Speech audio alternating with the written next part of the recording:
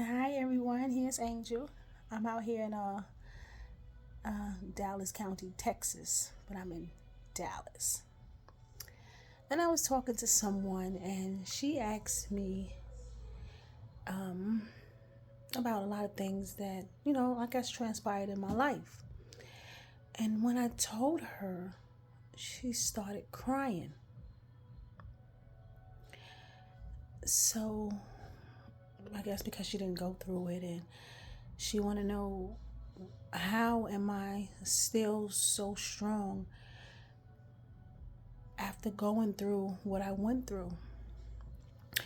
I just want you guys to chime in and tell me, what do you think? As a little girl, I seen a lot of things. My mother, she had a mental disability which made her incapable of taking care of her 4 children. Everybody had something to say about how she raised us and what she should and what she should not do. It was so much instability in my life. It was crazy. We lived everywhere. They used to steal my mom's paychecks. Excuse me, didn't mean to say that because she never had a job. They used to steal my mom's welfare checks.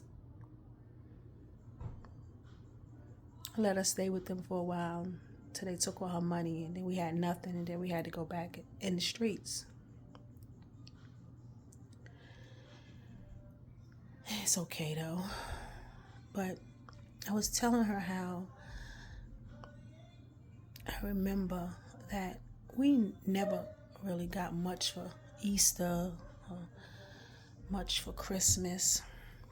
But I remember this one time in my house.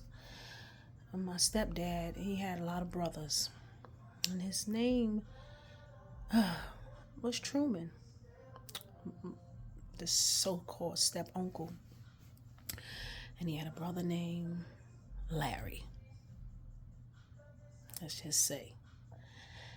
And I was 9 years old, and I watched as Larry, my mother was in the room drunk, laid out on the bed, and he went in there and he raped her.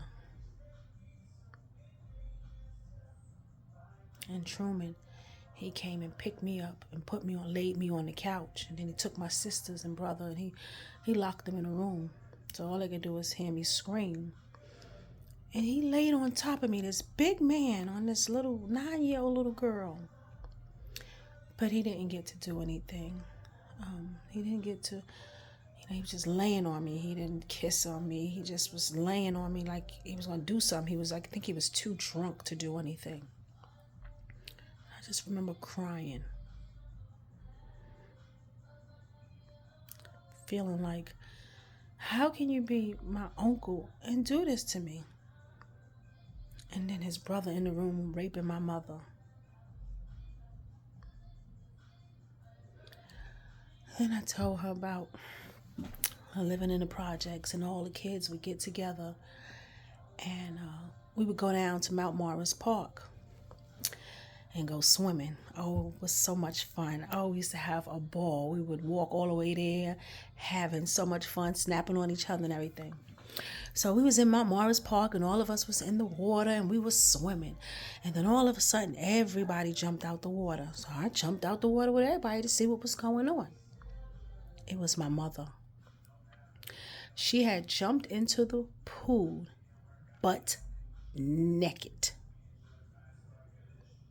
I was so embarrassed because everybody always snapped on me about my crazy mother. I used to fight this one boy every day because he would say something about my mother.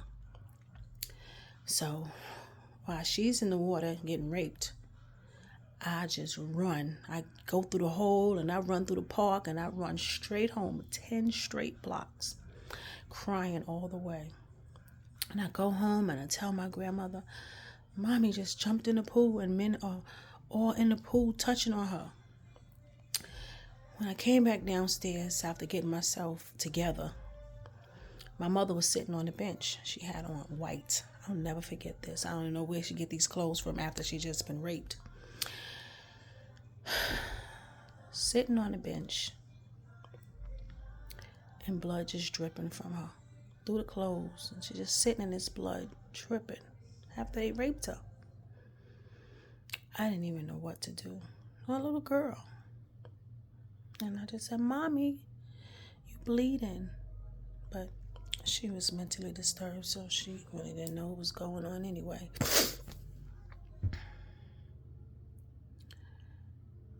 And so I've seen so much more than that. But I am the way I am because I wanted to make sure that I never lived the life that my mother gave us. So I made sure I didn't give that to my children. So I know what it's like not to have food. We didn't have food. It was so sad. Like, my mother would get food stamps and she would feed us, and then she would let people come over, and then they would eat up all the food and leave us, and we wouldn't have nothing. Then she would be gone for days, and we eating flour and cake mix and whatever we can find, mayonnaise, with no bread, no sandwich, just mayonnaise, anything to keep our little bellies full. So then we would go to my grandmother's house, and I hated her. She was so mean. She used to beat me. She was horrible. But one time we was at my grandmother's house, and the refrigerator was so dirty, and it had trees growing in it. It was disgusting. And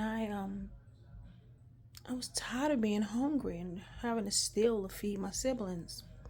So this one day, it was a Saturday morning, I'll never forget. I went downstairs, I met the mailman, and I was like, hey, Miss Freddie Lee, told me to get her mail. So I did. He gave me the check, and then she came downstairs, and I was standing on the stoop, like here, waiting for her. So when she came out the building, she looking for the mailman, and I said, oh, you looking for this? And I had the check in my hand. She was like, why'd you get my mail? Why would you do that? And I said, you're not taking this check. You're not going to drink off of us and we be hungry. So she started chasing me, and I'm going to beat you behind. I'm going to beat you because you took that money and that's our money. I said, no, that's our money. So I ran, and she chased me. I went to my uncle's house, and I told my uncle, I said, I got the check and I'm not giving it to her because if we can't eat, she can't drink. She ain't going to sit on the bench this month and drink up all our check, and we hungry. So my uncle said, you know what? My grandma came, and she was like, Norman, you better beat her. He was like, I'm going to take y'all to the supermarket. So he took us to the supermarket, and I was so happy. We got a new shopping cart. We got all this food and everything. And she brought us back home, and she put the food in her room. She put the milk on the windowsill outside. We had no food. So I say that to say, my husband was trying to figure out why I have so much food. Because I know what it's like to be hungry. And it took for us to go to somebody else's house. And for them, he said his name is Shoe Booty. And Shoe Booty, when I went to his house, I said, why you got all these shoes? And he was like, when I was coming up, I only had one shoe and one boot. So they nicknamed me Shoe Booty. And my husband was like, oh. So when we was driving back home, he was like, now I realize why you got so much food. Because you said you would never be hungry again. And I was like, that's right. So the person that I was just talking to, she was like, she started crying, and she said, I hate that happened to you. She said, but you're not healed from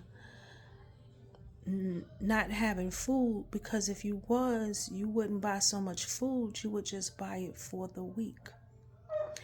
So I'm asking you guys, whoever may listen, Do you think that I'm wrong for buying too much food?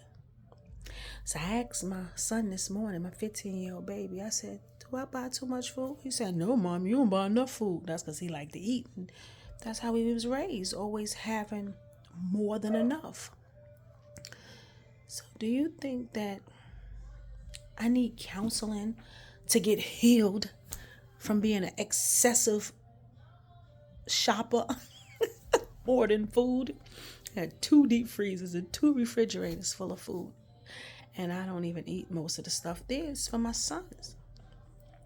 So do you guys think that I need to get counseling and healing from the fact that I was starved as a child? Or am I okay? Just let me know. Bye.